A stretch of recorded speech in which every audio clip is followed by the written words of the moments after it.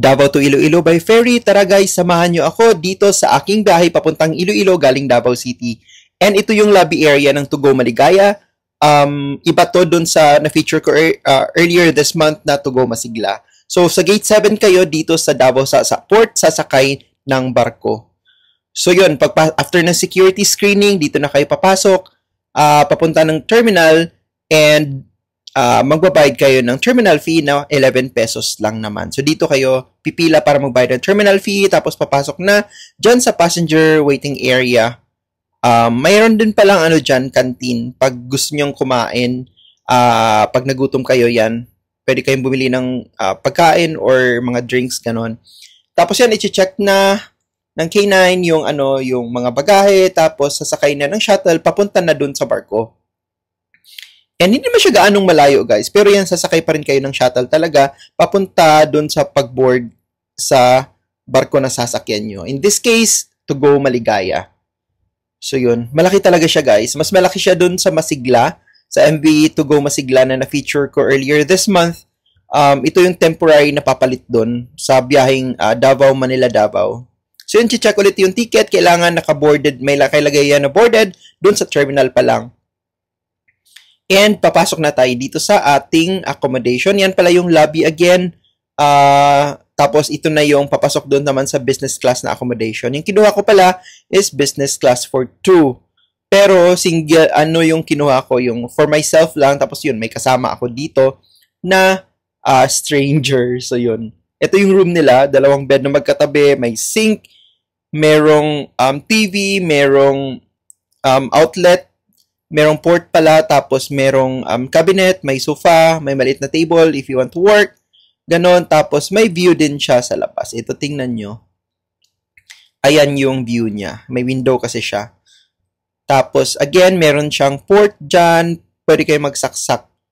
And, ayun.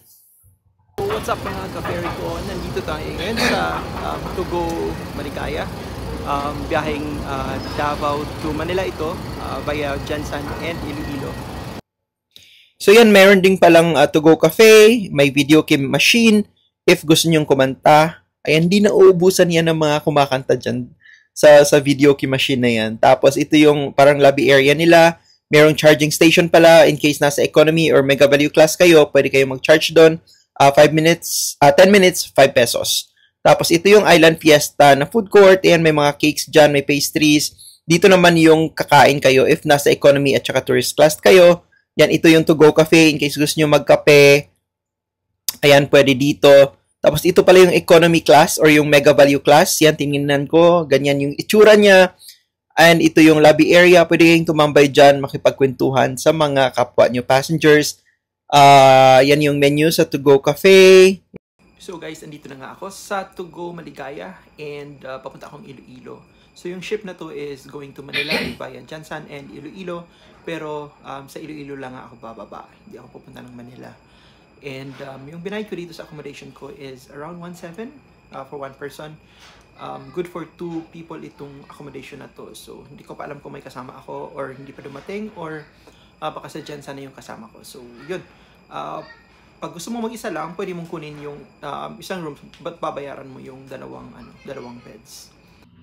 Tapos ito yung male na shower room, guys. So separate yung male at saka female. Maayos naman siya. May hot water naman. Tapos ito yung toilet.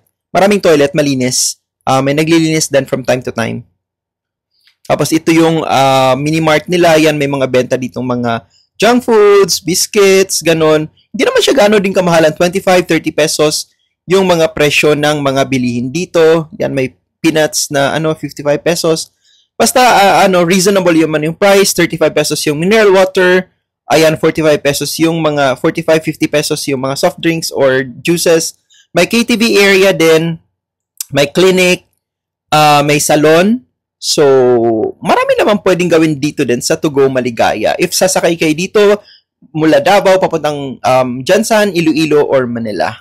And of course, pwede kayong pumunta dito sa sun deck or view deck para tumambay or makita yung mga nasa paligid na areas. Tapos, ayan, paalis na kami dito. Medyo delayed siya ng 1 hour.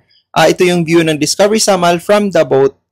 nung nagsisale na kami. Tapos, yan yung linen rentals. O hindi kasi free yung kumot sa business class. So, nag-rent ako for 50 pesos. Diyan kayo magre-rent. Tapos, yan, pwede kayo magdala ng libro para magbasa while on board. Tapos yan, ito na yung pipila kayo kung nasa economy at saka tourist class kayo, pipila kayo dyan para kumuha ng pagkain. Ito yung 6 p.m. to 5 a.m. close yung sun deck or yung view deck. Tapos yun, dito naman sa Horizon Cafe, kakain ang mga nasa business class at saka, tawag dito, stateroom. Ito yung pagkain ng first dinner ko. Kasi 2 dinner, 1 breakfast, 1 lunch yung kasama dun sa ticket ko. Yan, merong live band sa gabi. Tapos ito naman yung breakfast ko. Ayan, may kasamang kape of course. Okay naman yung pagkain. Not really masarap na super sarap, but okay naman. So, day 2 na tayo dito sa ating biyahe. Tugo Maligaya, papuntang Iloilo. And sa ngayon, nandito tayo sa may bandang Maitom in Sarangani Province. Nakatapos ko lang mag-breakfast. Yung breakfast pala dito is 6 to 8 a.m. And alam ko maraming tao during between 6 to 7. So I decided na maligo muna at wala pa tao sa CR, sa shower room. Kasi shared yung shower at saka CR sa business class na section. So ito yun, again, may outlet dito para mag-charge ng phone or laptop. Tapos yan, meron din sa taas ng bed nyo, katabi ng light. Tapos yun, yan, kape-kape tayo dito at saka cake. Tumambay ako dyan para lang mag-people watching. Kasi walang signal sa time na yan. Bihirang nagkakasignal. Pag malapit sa isla yun, may signal, may internet.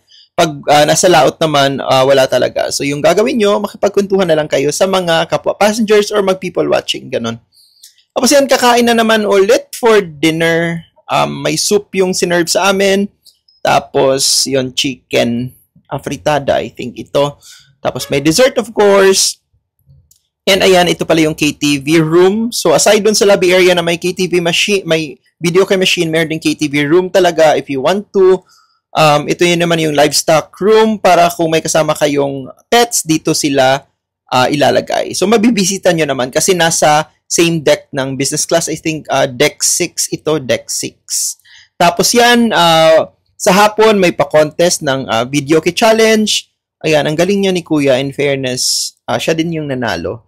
So yun, for sunset, ayan na, maganda yung sunset sa room pa lang. Kaso, yung hindi masyadong clean yung window, kaya lumabas ako and ito yung view sa labas. And dito na ako nag-antay na lumubog talaga yung araw. Sobrang ganda nung sunset nung nandun ako. As in, sobrang impressed ako. Ang ganda talaga. So, after sunset, yan, nag-dinner na ulit kasi 6 to 8 p.m. yung dinner. May soup, mushroom soup, tapos may beef yan na may kasamang ampalaya. In fairness, gusto ko tong pagkain na to. Tapos may dessert. Hindi ko nga na-videohan agad. So yun, patapos na ako dito pagkain ng dessert. And yan, ito yung lounge area nila. Dito tumatambay yung mga tao. Sa gabi naman, meron na namang live entertainment ulit. In fairness, magagalingin kumakanta dyan sa yung banda na yan. Anyway, ayun, after 37 hours, nakarating na kami ng Iloilo. Yan, pababa na ng Iloilo. And yun lang for now, guys. Kung may tanong kayo, sa comments na lang. Comment section. And until next time, amping always, guys. Bye-bye!